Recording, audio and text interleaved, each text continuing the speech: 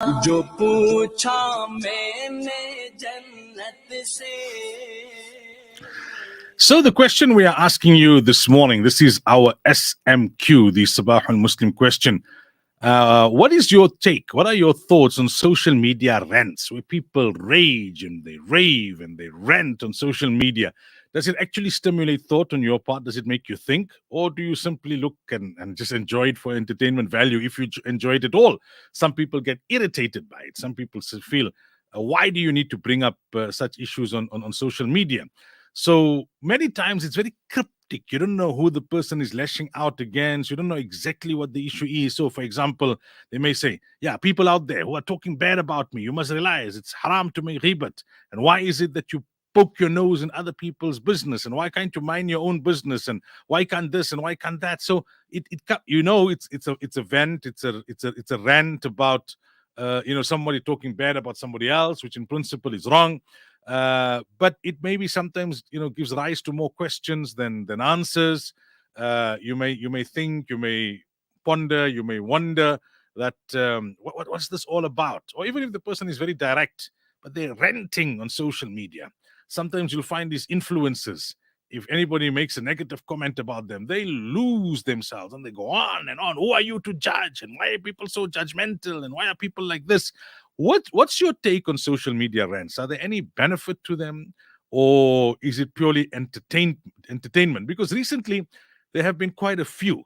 At times they highlight important topics, pertinent issues, underlying issues within communities, such as the stigma around divorce, infertility. It would seem at times they're trying to make us change our mindset, but on other occasions it may seem like they're just trying to get at someone or to lash at someone, or to provide entertainment to build their brand. uh, Social media is essentially an uncensored wrath, often through platforms such as Instagram stories, tweets, or Facebook posts. It just goes on. It just goes on. One psychologist talks about the disinhibition effect online, the online disinhibition effect. And this is about people loosening social restrictions and loosening the inhibition that they would ordinarily have had in an everyday face to face interaction. So they're willing to be much louder, much bolder, much more critical, at times much more vulgar, because they're not face to face. Online gives you that leeway to drop some of the inhibition. This psychologist further explains that there are several factors like anonymity, invincibility, that provides this reduced inhibition. Because if you face to face have to say this to people, there would be embarrassment, there would be a backlash, there would be a response. On social media, you can let off steam and then just block the comments. Disable comments. So at times it's because of anonymity.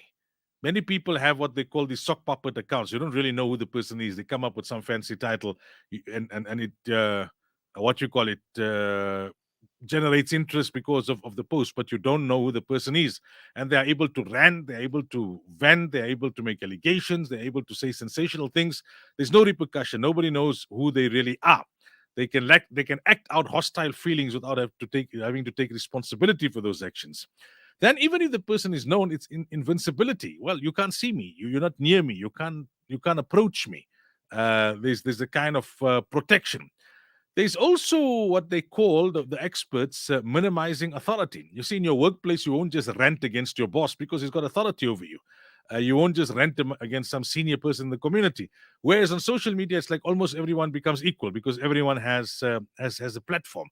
The fear of disapproval, the fear of consequences and punishment that you would face in a person-to-person interaction disappears when you're on social media. That's why you see many people venting against their employers, against their spouses, against their parents, against their superiors on social media. Of course, legally there are those kind of repercussions in the long term that could be there, but from a social perspective, there's no immediate repercussion, and people become emboldened to release the emotions without making adjustments in terms of the consequences. So some would say, social media rants are good. They help you get the anger out. It makes society realize what irks people. It may stimulate some thought. Others say it's all sensation. It's all about getting more likes and more hits and seeking attention. What's your thought about social media rants? You can WhatsApp us on 072-786-1548.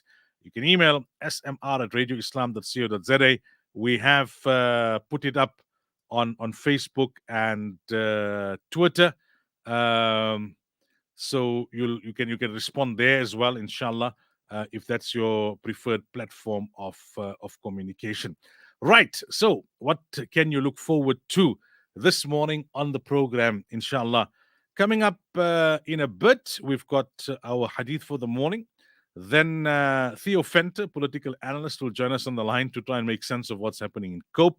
All sorts of jokes being made that how can you split the party of 7 people?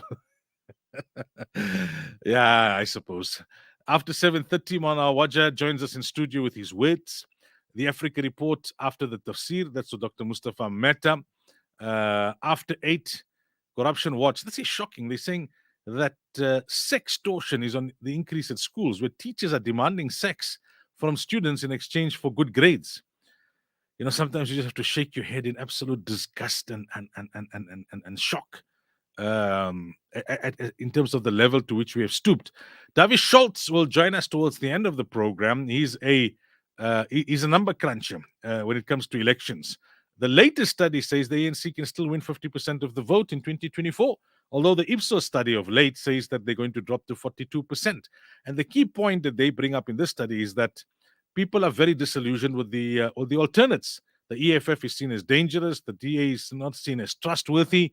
The other parties are too small. So many, as disillusioned as they may be, will still stick it out with the ANC, just keeping them, a little over 50%. What does that say about the state of politics in our country? I don't know. But that's something that we will unpack with David Schultz from a number perspective to try and make sense of these conflicting views that are coming up from different surveys and different studies.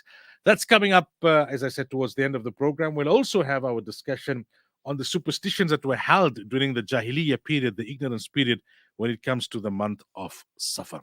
It's now 7:15. Hadith discussions on Sabahul Muslim with Maulana Sulaimaan Ravat.